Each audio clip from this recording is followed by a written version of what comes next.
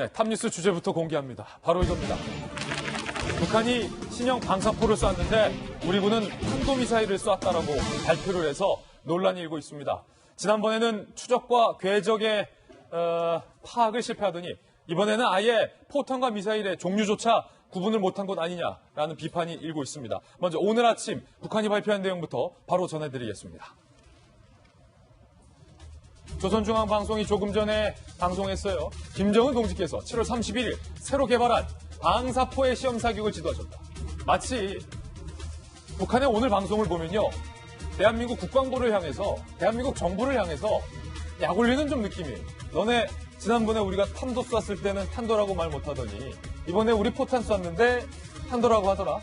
약 올리는 느낌이에요. 상당히 기분 나쁜 소식입니다. 그러면서 신형 조종 방사탄 개발 후 첫 시험 사격에 일꾼들과 과학자, 기술자들은 커다란 긍지와 흥분에 휩싸여 있었다라고 발표를 했습니다.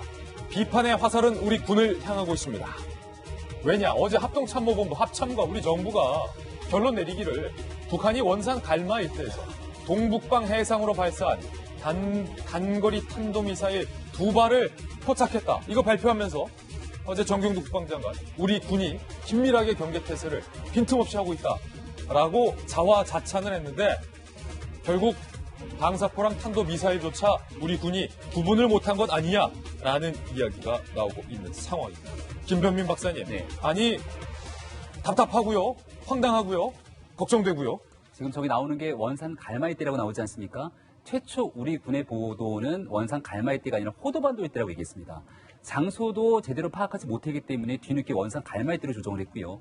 여기에 대해서 분명하게 단거리 탄도미사일이라고 규정을 했는데 이 북한이 얘기하고 있는 것처럼 이것은 신형 방사포라고 규정하고 있으니 포탄이요, 포탄. 대한민국 군과 이 안보에 대해서 얼마나 우습게 생각하는 모습들이 있을까라는 생각이 지울 수가 없고요. 바로 얼마 전 7월 25일에는 단거리 탄도, 그때는 진짜 탄도미사일이었어요.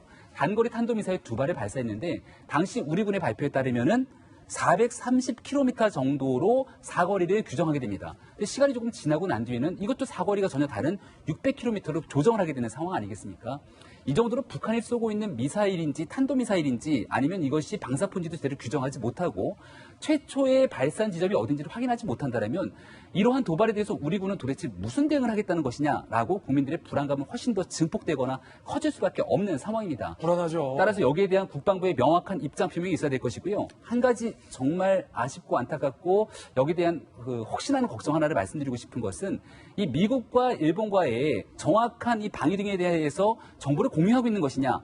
라는 우려가 제기되고 있는 지점이 있는데요. 예. 지난번 탄도미사일을 430에서 600km로 조정하게 된 것도 미국과 일본의 정보 교류를 통해서 조정하게 됐다라고 이야기가 나오고 있는데 미국 같은 경우는 이미 지난달에 코브라볼이라고 하는 미국의 특수 정찰기를 일본으로 파견시켜서 지금 북한이 어떤 행동을 하고 있는지 감시 감찰하고 있다고 합니다. 과연 이런 내용들이 굳건한 한미동맹 하에서 북한의 도발에 대한 명확한 감시를 서로 공유하고 있는지에 대해서도 우리 정부가 분명하게 재확인을 해야 될 필요가 있지 않을까 싶습니다. 예, 지난 5월에는 전 세계가 다 탄도미사일이라고 하는데 우리 정부 대통령까지 나서서 단도다, 단도미사일이다 라는 신형 미사일까지 만들어냈잖아요.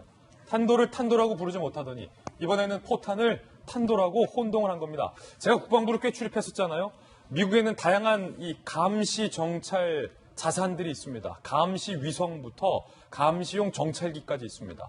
이 정찰기와 미군의 위성 정보가 과연 우리 정보당국과 긴밀하게 실시간으로 소통이 되고 있는지 본질적인 부분에서 의심이 드는 대목이라 저도 상당히 좀 우려가 되는 대목인데 북한이 이러면서 또 우리 정부를 향해서 오늘 경고의 메시지를 냈습니다. 김정은의 이번 경고 메시지는 과연 무엇일까요? 김정은 위원장이 거의 기가 살았어요.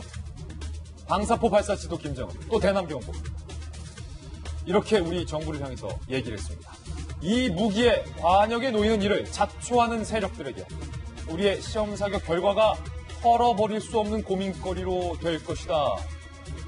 이 무기의 관역, 방사포, 그리고 지난번 신형 탄도미사일 다 제주를 제외한 남한 전역을 향하고 있습니다. 그렇다면 대한민국 상대로 대한민국 볼모로 지금 협박하고 있는 거예요, 김정은이. 우리의 시험 사격 결과가 털어버릴 수 없는 고민거리로 될 것이다. 김정은이 강하게 척박을 하고 있습니다. 그런데 NSC를 안 열었던 우리 청와대가 어제 안보실장 주재로 NSC를 열었는데 이런 메시지를 냈어요. 경고가 아닌 우려. 톤 다운을 한 겁니다. 한 단계. 한반도 평화 구축을 위한 노력에 부정적 영향을 미칠 수 있음에 강한 우려를 표명한다. 북한은 지금 대한민국을 향해서 노골적으로 협박하고 있는데 우리 청와대는 간신히 NSC를 열어서 경고가 아닌 우려로 한 단계 낮은 메시지를 내서 이 또한 오늘 아침 강하게 논란이 되고 있는 대목입니다. 김희정 장관님, 네. 경고가 아니라 우려. 그러면서 어제 NSC에서 북한을 향해서 또 대화하자 이런 메시지도 나왔어요. 네.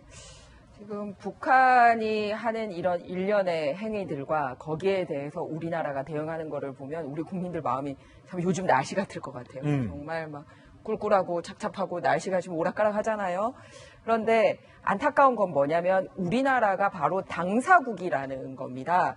그래서 지금 우리 주변에 있는 미국 같은 경우는 미국의 위협이 되지 않기 때문에 라는 식으로 약간 발을 빼고 있고 일본도 일본 안보에는 관련 없으면 약간 관여하지 않겠다라는 뜻을 내비쳤습니다. 왜냐? 최근 들어서 일어난 일련의 북한 행위들이 우리 대한민국을 겨냥하고 있다는 걸 정확히 하고 있기 때문입니다. 남한이라고 적시도 했고요. 이번 무기의 관역이라고도 적시를 해서 우리가 타겟을 하고 있는 곳이 대한민국 남한이다라는 것을 적시를 했습니다. 그런데 당사자인 우리나라가 너무 이렇게 미적지근하게 나가고 있어요. 그러니 오죽했으면 유엔 안보리의 비상임 의장국입니다. 독일 같은 경우가 오히려 지난 31일 거 보기 전에도 25일에도 이거는 명백한 대북제재 위반이다라고 얘기를 했고 역시 영국이랑 프랑스와 독일이 이번에 안보리 회의 소집을 해서 오늘 밤 우리나라 날짜로 이제 열릴 예정입니다. 그런데 뭐냐면 우리나라는 그동안 NSC를 긴급하게 열지도 않았어요. 그런데 그동안은 열지 않았다라는 거에만 포커스를 맞추니까 어제는 처음으로 5시간 만에 회의는 열긴 열었어요. 그런데 회의에서 나온 게 엉터리 자료를 발표를 했으니까 오히려 안 여느니만 못한 상황을 자초를 하고 있는 겁니다.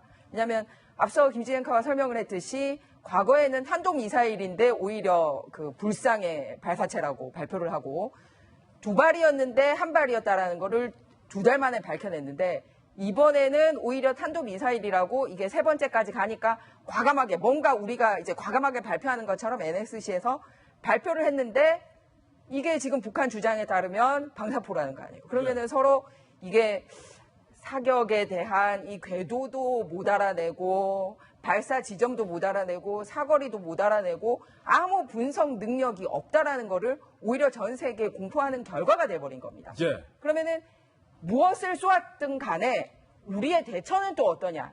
경고라든지 규탄이라든지 이렇게 메시지가 나왔는데 우려. 그리고 또 하나는 5월 30일 판문점 회동의 의미를 훼손하지 않게 계속 외교적인 노력을 하겠다. 그러니까 분석도 잘못됐지만 거기에 대한 대응도 그냥 우리는 계속 외교로 대화할 거야. 이게 그러니까 경고라는 것은 상대방에게 너 그러지 마 이거고 우려라는 건 야 나 걱정돼 이거잖아요. 그렇죠. 그런데 외교적인 대화가 끊어질까 봐 걱정되지 니네 이렇게 하면 우리도 강력하게 대응할 거야 이런 게 아니라라는 거죠. 그런데다가 항상 사건 사고의 현장에 제일 먼저 현장 정치를 강조하신 분이 문재인 대통령이셨습니다. 그래서 예를 들어서 헝가리 같은 참사가 있을 때도 대통령께서 회의 주재하시고 장관 보내고 막 이런 거 하신 거 아닙니까? 그런데 안보 현장에 대통령이 보이질 않으세요. 명백하게 NSC 의장은 대한민국 대통령으로 규정이 되어 있습니다. 그러면은 이번에 이렇게 연이어서 3번째 도발이 이렇게 최근에 일어날 정도면 당연히 의장이신 대통령께서 본인의 법적 책무를 다하시는 게 맞는데 안보 현장에는 보이지도 않으세요. 그러니까 예. 있어야 할 자리에 계시지 않는 거에 대한 국민들의 불안도 있는 겁니다. 예.